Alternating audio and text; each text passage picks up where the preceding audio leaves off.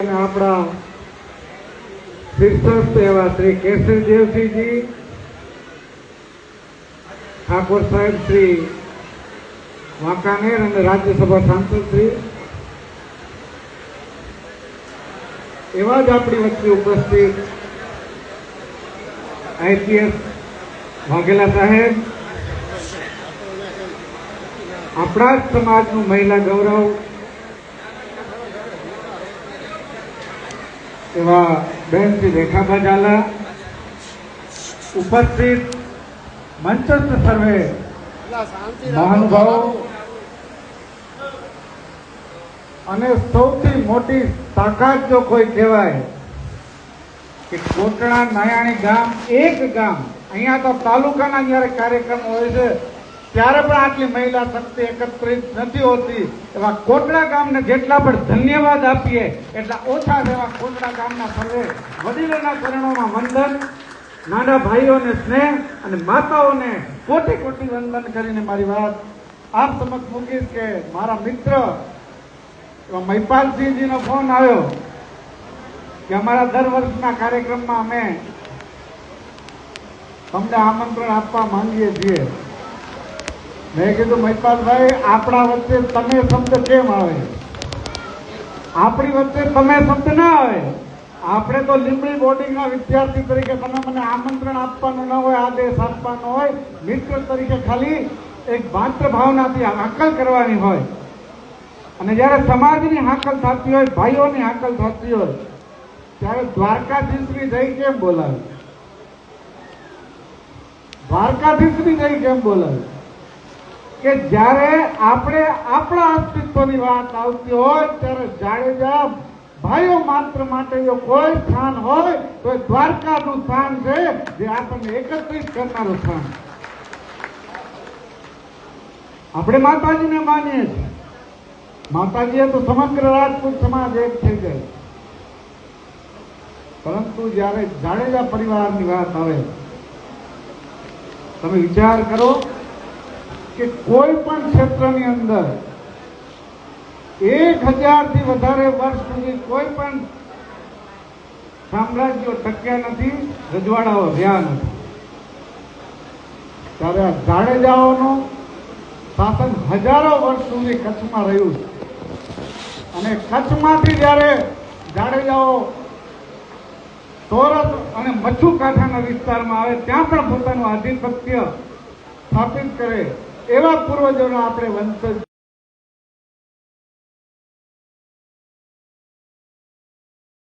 આપણે આવનારા સમયમાં આપણી તાકાતનું કઈ રીતના મૂલ્યાંકન કરી શકીએ એના માટેનું હું કઈ કેવા આવ્યો છું. એના કરતા તો મને એવું લાગે છે કે હું કોટડા નાયાણી પાસેથી ઘણું બધું સામાજિક કાર્ય માટેનું શીખવા માટે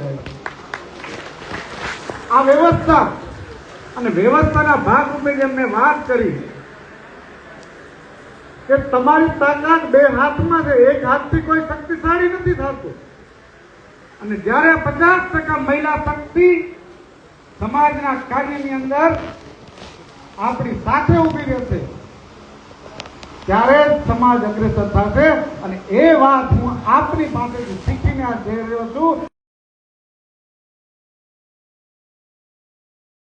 બહેનો જે સક્રિયતાની સાથે, માતાઓ જે સક્રિયતાની સાથે સામાજિક કાર્યોની અંદર જોડાય છે, એ દરેકે દરેક ગામની અંદર, દરેકે દરેક તાલુકાની અંદર જોડાય તો આ સમાજની શક્તિ બમણી શક્તિ થઈ જાય.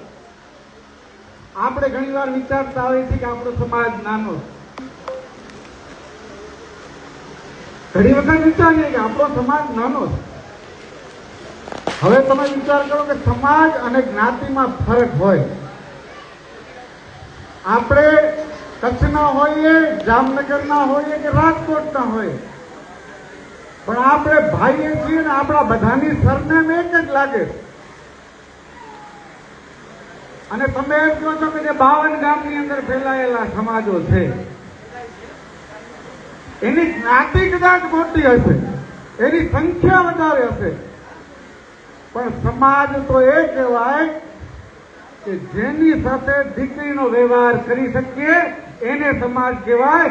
એ સંદર્ભમાં જોયા જઈએ તો ભારતનો પણ કદાચ દક્ષિણ એશિયાનો સૌથી મોટો કોઈ સમાજ હોય તો રાજપૂત સમાજ છે. એનું ગર્વ લેવું જોઈએ. કારણ કે અમારા બધાના માતા કહીએ તો કચ્છ સ્ટેટના ધણિયાણી પ્રીતિ દેવી ત્રિપુરાના છે, જે ભારતના પૂર્વ ખૂણામાં આવેલું અને આ પશ્ચિમ ખૂણામાં અમારું ભુજનગર છે.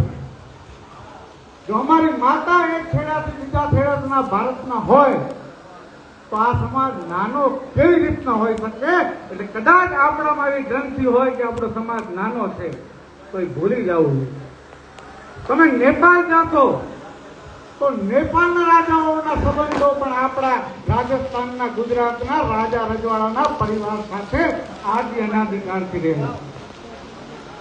તો સમાજ નેપાળ દેશની સીમા વટાવી ચૂક્યો. આપણી બાજુની જ પાકિસ્તાન દેશમાં તોઢા રાણા બિરાજે, એમના સંબંધો પણ આપણા રાજા રજવાડાઓ, આપણા પરિવારો સાથે. તો પાકિસ્તાનથી કરીને નેપાળ, કાશ્મીરથી કરીને શ્રીલંકા અને છેક ત્રિપુરાથી કરી અને કચ્છ સુધી જે ફેલાયેલો સમાજ છે એ સમાજ નાનો કઈ રીતના હોય છે. 52 ગામના લોકો સમાજ બનીને જો આપણને એમ કહી શકતા હોય કે અમે પ્રગતિ કરીએ, આપણે બીજા સમાજો પાસેથી જે શીખવાનું છે, જે સમજવાનું છે એ આપણે શીખવું જોઈએ. કોક આપણા ઉપર ટીકા ટિપ્પણી કરે, આપણી વચ્ચે રણજીતસિંહજી બાપુ છે, આ એક પરંપરાની ધરોહર છે આપણી પાસે કે દરેક પ્રકારની પાઘડી વિશે. અને અત્યારે બાપુ સાથે 2 મિનિટ મુલાકાત થઈ તો એમને એમના વિષયની અંદર કે ભાઈ વાગડની પાઘડી કેવી હોય, આ શું કામ અને શા માટે જરૂરી? આપણે પરંપરાની વાતો તો કરીએ છીએ, તો પરંપરાનું નિર્વાહ કરવામાં ક્યાંક આપણે ઉણા ઉતર્યાથી છેલ્લા અમુક સમયમાં આપણે ફરી પણ આપણી સંસ્કૃતિની જાળવણી માટે, આપણી પરંપરાઓને મજબૂત રાખીને આવનારા સમયમાં આ દીકરા દીકરીઓને સન્માનિત કરી અને આ દીકરા દીકરીઓ IAS IPS બને અને જે આપણે તાકાત